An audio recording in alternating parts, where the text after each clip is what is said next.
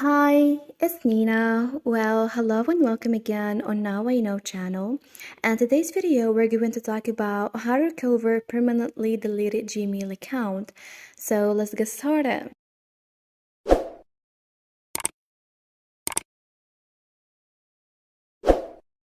If it has been days or even weeks since you deleted your account, here you can recover your Google account. But the longer the period, the lower the chances of recovering your account. So let's see how to restore your Gmail account. Well, after getting Google Chrome and type recover deleted Gmail account,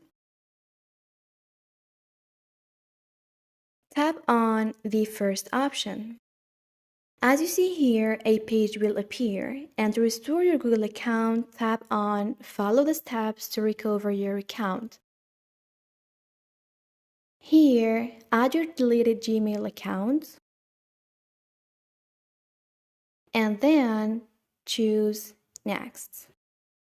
After that, add your deleted Gmail password, then Next. And here, you're asked if you want to change your password or keep it the same. So I'm not going to change it. Click on Continue. And now your account has been recovered successfully. Thanks for watching. See ya.